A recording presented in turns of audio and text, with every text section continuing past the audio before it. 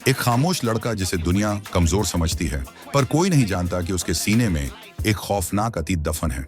10 साल पहले आई एक मनहूस रात ने उसके पिता को निगल लिया और बड़े भाई को एक जिंदा लाश बना दिया।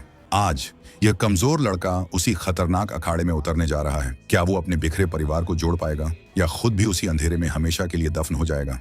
ओक्लाहोमा के एक शांत और धुंध भरे उपनगर में कैल्विन कैल चेटले नाम का एक किशोर रहता है। कैल बाकी बच्चों से बिल्कुल अलग है। वह अपना ज्यादातर समय अपनी माँ शेरोन के साथ घर पर बिताता है या फिर किताबों की गहरी दुनिया में खोया रहता है। उसके बस 2 ही दोस्त हैं, एक उसकी पड़ोसन लूली जिसके साथ वह बचपन से बड़ा हुआ है और जो उसे मन ही मन बहुत पसंद करती है, और दूसरा उसका पढ़ाकू क्लासमेट डोनाल्ड जो खुद भी स्कूल में किसी का ध्यान अपनी ओर नहीं खींच पाता। कैल का अपनी माँ शेरोन के साथ एक बहुत ही गहरा रिश्ता है। शेरोन एक मजबूत महिला है, लेकिन उसकी आंखों में एक ऐसा दर्द छुपा है जो कभी नहीं जाता। कैल की जिंदगी में एक ऐसा खालीपन है जो कभी नहीं भरा, एक पिता की कमी। जब कैल ने मुश्किल से चलना सीखा था, तब उसके पिता महान कुश्ती चैंपियन मैक चेटले की एक खौफनाक कार दुर्घटना में मौत हो गई थी। इस खौफनाक एक्सीडेंट का सबसे बुरा असर कैल के बड़े भाई माइक चेटले पर पड़ा था। माइक अपने पिता की ही परछाई था। उसने पिता के नक्शे दम पर चलते हुए लगातार कई सालों तक कुश्ती की चैंपियनशिप जीती थी। माइक और मैक सिर्फ बाप बेटे नहीं थे, वे एक टीम थे। वे साथ ट्रेनिंग करते, साथ पसीना बहाते और हर मैच की रणनीति साथ मिलकर बनाते थे। लेकिन पिता की अचानक मौत के बाद समय ने माइक के घावों को भरने के बजाय उसे अंदर से पूरी तरह तोड़ दिया। इस हताशा के कारण उसका अपनी माँ शेरोन के साथ रोज भयंकर झगड़ा होने लगा। शेरोन खुद अंदर से टूट चुकी थी, लेकिन वह अपने परिवार को बिखरने से बचाने की पूरी कोशिश कर रही थी। लेकिन घर का दमघोंटू माहौल माइक बर्दाश्त नहीं कर पाया। वह घर छोड़कर एक गुमनाम अंधेरे में खो गया और फिर 10 सालों तक उसकी कोई खबर नहीं आई। पति के बाद अपने बड़े बेटे को भी खो देने के बाद शेरोन ने बस अपने छोटे बेटे कैल को किसी तरह पालने पर अपना पूरा जीवन लगा दिया। एक दिन कैल हमेशा की तरह शहर की एक सुनसान झील के किनारे अकेला बैठा मछलियां पकड़ रहा था ताकि घर चलाने में अपनी मां की थोड़ी मदद कर सके।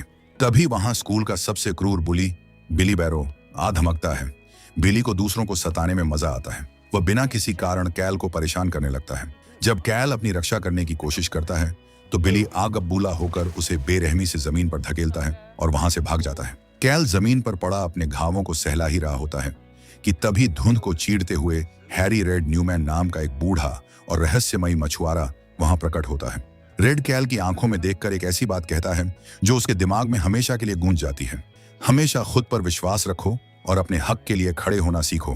कैल जब घर लौटता है तो उसके शरीर पर खरोंचें होती हैं।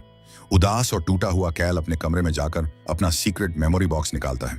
उस बक्से में उसके पिता की पुरानी तस्वीरें और उस खौफनाक कार एक्सीडेंट की पुलिस रिपोर्ट रखी है।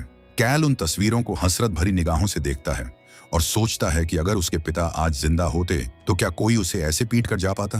तभी दरवाजे की आहट होती है। शेरोन काम से वापस आ गई है। अपनी मां को और दर्द न देने के लिए कैल जल्दी से सब कुछ बक्से में छिपा देता है। लेकिन जब शेरोन उसे गले लगाती है तो वह कैल के घावों को देखकर घबरा जाती है। शेरोन गुस्से और डर से कांपते हुए पूछती है, किसी ने तुम्हें मारा है? मुझे नाम बताओ कैल्विन। कैल बात टालते हुए हंसते हुए जवाब देता है, आप क्या करेंगी? उसे गोली मार देंगी? ये बस एक एक्सीडेंट था मॉम। कैल के अंदर एक ज्वाला भड़कने लगती है। वह अपने पिता और बड़े भाई माइक से जुड़ना चाहता है। बहुत सोचने के बाद उसे एक ही रास्ता नजर आता है, कुश्ती। लेकिन वह जानता है कि शेरोन कुश्ती से नफरत करती है क्योंकि इसी खेल ने उसके परिवार को तबाह किया था। इसलिए कैल अपनी मां से यह बात छिपाने का फैसला करता है। वह एक्स्ट्रा क्लास का बहाना बनाकर स्कूल के जिम जाने लगता है। शुरुआत में वह कुश्ती नहीं करता, बस चुपचाप किनारे बैठकर प्रैक्टिस को ध्यान से देखता है। आखिरकार एक दिन कैल हिम्मत करके कोच टेरेंट के पास जाता है। कोच उसकी परीक्षा लेने के लिए उसे बिली बैरो के साथ मैट पर उतार देते हैं। बिली इसे एक मौके की तरह लेता है और कैल को तब तक बेरहमी से पीटता है जब तक कि कोच बीच बचाव नहीं करते। उस रात घर पर खाने के दौरान शेरोन कैल के कमरे में एक वजन तौलने वाली मशीन देख लेती है। कैल अब और झूठ नहीं बोल पाता और सच बता देता है कि वह 135 पाउंड की वेट कैटेगरी में कुश्ती कर रहा है। शेरोन अंदर तक कांप जाती है। वह अपने बेटे को उसी आग में कूदते नहीं देख सकती जिसने उसके पति और बेटे को निगल लिया। अपनी मां की चेतावनी के बावजूद कैल माइक का पता ढूंढ निकालता है और मस्कोगी पहुंच जाता है। लेकिन जब वह माइक के घर पहुंचता है तो उसका दिल टूट जाता है। माइक के चेहरे पर कोई खुशी नहीं होती। वह रूखेपन से कैल से कहता है, कैल, मैं अभी बहुत बिजी हूं। निराश कैल वापस घर लौट आता है। दूसरी तरफ माइक खुद अंदर से टूटा हुआ है। वह हाल ही में अपनी नौकरी से निकाला जा चुका है। कुछ दिनों बाद स्कूल की टीम का 135 पाउंड का असली रेसलर घायल हो जाता है। मजबूरी में कैल को उसकी जगह लड़ना पड़ता है। कैल घबराकर माइक को फोन करता है, लेकिन माइक नहीं मिलता। मैच के दिन कैल का प्रतिद्वंद्वी उसे बहुत बुरी तरह पीटता है और कैल बेइज्जत होकर हार जाता है। इसी बीच मस्कोगी में बेरोजगार माइक टाइम पास करने के लिए एक बार में जाता है। वहां एक आदमी जानबूझकर उससे झगड़ा मोल लेता है। माइक अपना बचाव करते हुए उसे पीट देता है, लेकिन पुलिस बिना जांच किए माइक को ही गिरफ्तार कर लेती है। जब कैल को अपने क्लासमेट डोनाल्ड के जरिए अखबार से पता चलता है कि माइक को गिरफ्तार कर लिया गया है, तो वह परेशान हो जाता है। वह फिर से झील पर रेड के पास जाता है। रेड उसे एक बहुत गहरी बात कहता है, अगर तुम्हें अपने भाई की जरूरत है तो मैं वादा करता हूं कि उसे भी तुम्हारी जरूरत है। यह सुनकर कैल अगले ही दिन लूली से स्कूटर मांगकर सीधे मस्कोगी कोर्ट पहुंच जाता है। वहां वह जज के सामने खड़ा होकर अपने भाई के लिए रहम की भीख मांगता है। मैं आपको वचन देता हूं कि आप हम दोनों में से किसी को भी दोबारा अपनी अदालत में कभी नहीं देखेंगे। अपने छोटे भाई का यह प्यार देखकर माइक की आंखें भर आती हैं। जेल से छूटने के बाद माइक कैल को कुश्ती सिखाने के लिए राजी हो जाता है। यहां से दोनों भाइयों का एक नया सफर शुरू होता है। माइक कैल को बहुत कड़ी ट्रेनिंग देता है। हफ्तों तक दोनों साथ पसीना बहाते हैं, जिससे उनके बीच का रिश्ता गहरा होने लगता है। जब कैल का अगला मैच आता है तो वह माइक को बुलाता है। माइक सामने नहीं आता, लेकिन वह छुपकर जिम के हॉलवे से कैल का मैच देखता है। कैल अपने भाई के सिखाए गए दाम का इस्तेमाल करके शानदार तरीके से मैच जीत लेता है। दर्शकों के बीच बैठा रहस्यमयी रेड भी यह देखकर गर्व से मुस्कुराता है। माइक अब अपने दोस्त थियो गनेट हेंडरसन को भी ट्रेनिंग में शामिल कर लेता है और कैल को अपना सबसे खतरनाक दाम रिवर्स क्रैडल सिखाना शुरू कर देता है। कुछ हफ्तों बाद स्कूल का डांस होता है। डांस के दौरान बिली बैरो लूली के पास आकर बदतमीजी करने लगता है, लेकिन इस बार कैल डरता नहीं है। वह बड़ी आसानी से बिली को उठाकर जमीन पर पटक देता है। उस रात कैल लूली से वादा करता है कि वह हमेशा उसके साथ रहेगा। मस्कोगी में माइक की जिंदगी फिर से पटरी से उतरने लगती है। एक दिन वह बाहर जाता है, लेकिन बिना एक बूंद शराब पिए बाहर आ जाता है। जैसे ही वह बाहर निकलता है, कुछ गुंडे उस पर हमला कर देते हैं। माइक अपना बचाव करता है, लेकिन फिर से पुलिस उसे गिरफ्तार कर लेती है। जब कैल ट्रेनिंग के लिए जाता है तो वहां उसका भाई नहीं होता। फिर जब कैल घर लौटता है तो वह देखता है कि शेरोन फोन पर माइक पर चिल्ला रही है।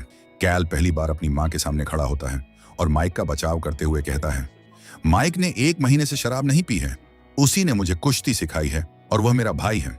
गुस्सा शांत होने पर शेरोन रोते हुए वह खौफनाक सच बताती है जो उसने आज तक छुपा रखा था। उस दिन मैक और माइक एक मैच की तैयारी कर रहे थे। माइक की जिद पर मैक विरोधी रेसलर को देखने के लिए दूसरे शहर जाने को राजी हुए। कार माइक चला रहा था। बर्फबारी के कारण कार बेकाबू हो गई। माइक कार से बाहर गिर गया और बच गया, लेकिन मैक कार के अंदर फंस गए और उनकी दर्दनाक मौत हो गई। यह सुनकर कैल के रोंगटे खड़े हो जाते हैं। उसे समझ आ जाता है कि माइक इतने सालों से अपने ही पिता की मौत का अपराध बोध अपने सीने में दबाए हुए क्यों जी रहा था। कैल की बातें शेरोन के दिल को भी छू जाती हैं। शेरोन खुद जांच करती है और साबित करती है कि माइक बेकसूर था। वह माइक को जेल से छुड़ाकर उसके टूटे फूटे घर ले जाती है। वहां पहुंचकर शेरोन आखिरकार अपने बेटे माइक को सीने से लगा लेती है। 10 साल का दर्द आंसुओं में बह जाता है। अब रीजनल चैंपियनशिप का दिन आ जाता है। कैल अपने सभी शुरुआती मैच जीतकर सेमीफाइनल में पहुंच जाता है, लेकिन इस मुकाम पर पहुंचकर कैल अचानक उदास हो जाता है। उसे लगता है कि उसने कुश्ती किसी मेडल के लिए नहीं, बल्कि अपने परिवार को एक करने के लिए शुरू की थी। माइक और मां वहां नहीं थे। मैच के बीच में वह हार मानकर जिम से बाहर निकलने लगता है। तभी हमेशा की तरह एक फरिश्ते के रूप में रेड वहां आ जाता है और कहता है, जीत कर आओ कैल, बस हार मत मानना। कैल वापस मैट पर लौटता है। पहला राउंड वह बुरी तरह हार जाता है, क्योंकि उसका ध्यान माइक और अपनी मॉम को ढूंढने में लगा है। कैल को मॉम दिख जाती है और तभी दरवाजे से माइक अपनी टीम के रंगों वाले कपड़े पहनकर शान से अंदर आता है। अपने भाई को वहां देखकर कैल के अंदर बिजली दौड़ जाती है। वह पलटवार करता है और शानदार तरीके से सेमीफाइनल जीत लेता है। फाइनल मैच से पहले लूली माइक को एक गिफ्ट बॉक्स देती है, जिसमें कैल के लिए एक खास लबादा होता है। माइक और उसका दोस्त गनेट कैल को वह लबादा पहनाकर एक चैंपियन की तरह मैट पर लाते हैं। तभी एक ऐसा सच सामने आता है जो कैल के होश उड़ा देता है। माइक भीड़ में बैठे रेड को देखकर हाथ हिलाता है। कैल को पता चलता है कि हैरी रेड न्यूमैन कोई आम मछुआरा नहीं, बल्कि उसके पिता मैक के पुराने कुश्ती कोच हैं, जो इतने सालों से खामोशी से अपने स्वर्गवासी शिष्य के परिवार की रक्षा कर रहे थे। फाइनल मैच शुरू होता है। दोनों रेसलर्स के बीच रोंगटे खड़े कर देने वाला मुकाबला होता है। कुछ खूंखार मिनटों के बाद जजों का फैसला कैल के विरोधी के पक्ष में जाता है। कैल चैंपियनशिप का टाइटल हार जाता है, लेकिन मैट पर हारने के बावजूद कैल एक विजेता था। उसने वह पा लिया था जिसके लिए उसने लड़ना शुरू किया था, उसका परिवार। वह दौड़कर माइक को गले लगाता है और फिर शेरोन और लूली को। पूरा स्टेडियम खड़ा होकर तालियां बजाता है। बिली बैरो भी आकर कैल को खेल भावना के साथ बधाई देता है। यह देखकर कि चेटले परिवार अब सुरक्षित और एक साथ है, रेड चुपचाप जिम से बाहर निकल जाता है। उसे अंततः शांति मिल गई थी। परिवार का प्यार पाकर कैल इतना मजबूत हो जाता है कि अपने सीनियर साल में वह माइक के साथ मिलकर लगातार 48 मैच जीतता है।